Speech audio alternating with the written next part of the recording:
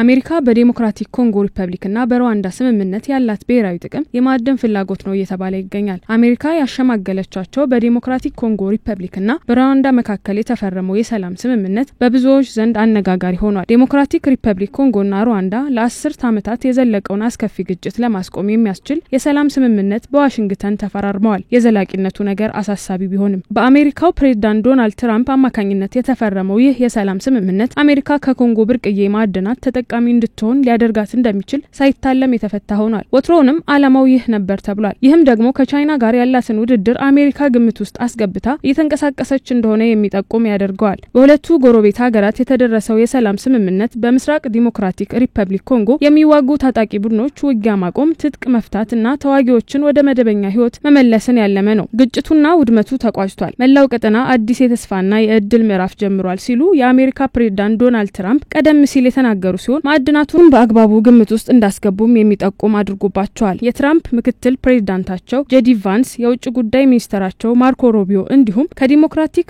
ሪፐብሊክ ኮንጎና ከሩዋንዳ የተውጣጡ ልኡካን በተገኙበት ቢሮአቸው በሰጡት መግለጫ የሰላም ስምምነቱን አስደናቂ ድል መድረሱን ተናግረዋል። የአሜሪካ በሁለቱ ሀገራት የሰላም ስምምነት እንዲደረግ የፈለገችው ለጥቅሟ መሆኑን የሚናገሩ ብዙ ናቸው። የአፍሪካ ኒውስ ይህንን ግምት የሚያጠናክር ዘገባ ይዞ ወጥቷል። ተመራማሪዎች የሁለቱ ሀገራት የሰላም ስምምነት ለአሜሪካ የሚሰጠውን ጥቅም ማመለከታቸውን የገለጸው ዘገባው የአሜሪካ በጉዳዩ ጣልቃ መግባት የማዕድናት ጥቅም ለማግኘት መሆኑን ጠቁሟል። ቀጠናው በማዕድን ሀብቶች የበለጸገ መሆኑን የሚጠቁመው ዘገባው እንደ ኮባልት፣ ነሐስና በርካታ ሌሎች ሀብቶች ለምዕራቡ ጠቃሚ ምርት አስፈላጊ ናቸው ብሏል። የሰላም ስምምነቱ በዋናነት የሚመለከተው ኪንሻን እና ኪጋሊ ሲሆን በብዛት የሚቆጠሩ ታጣቂ ቡድኖች በአጋርነት በውጊያ ይሳተፋሉ። ስምምነቱ ሰሞኑን የተፈረመው በሀገራቱ የውጭ ጉዳይ ሚኒስትሮች አማካኝነት በአሜሪካ የውጭ ጉዳይ ሚኒስትር ቢሮ ነው። በሁለቱ ሀገራት መካከል ያለው ውጥረት በተባበሰበት ወቅት ኳታር ይህንን ለማርገብ ከጥቂት ወራት በፊት የሽምግልና ጥረት መጀመሯ ይነገራል። ከጥቂት ወራት በፊት የኤም23 አማጽያን የምስራቅ ዲሞክራቲክ ሪፐብሊክ ኮንጎ መዲናን ጎማ፣ የቡካቮ ከተማና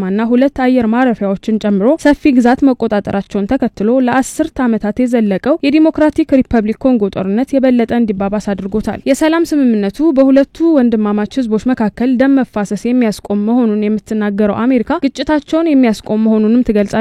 ትራምፕ በጃንዋሪ 20 በትሩዝ ማህበራዊ ሚዲያ ላይ እንደጻፉት ይህ ለአፍሪካ ታላቅ ቀን ነው፣ በግልጽ ደግሞ ለዓለም ታላቅ ቀን ነው። ለዚህ እኔ የኖቤል ሽልማት የማገኝበት አይደለም ብለው ጽፈዋል። የኖቤል ሽልማት አይሰጠኝም ያሉት ትራምፕ ምንም እንኳን ሩሲያና ዩክሬን እንዲሁም እስራኤልና ኢራን የሰላም ድርድሮች የምሰራው ያለ ቢሆንም ውጤቱ የፈለገው ቢመጣ ህዝቡ የሚያውቀውና ሁሉም የሚያሟላቸው ናቸው። ትራምፕ የኖቤል ሽልማት እንደሚገባቸው ቢጠቁሙም የጠቀሷቸው ሀገራት የሰላም ስምምነት እየሰሩ መሆናቸውን ቢያመላክቱም የኖቤል ሽልማት ለማግኘት ወሳኙ ድርጅት ነው።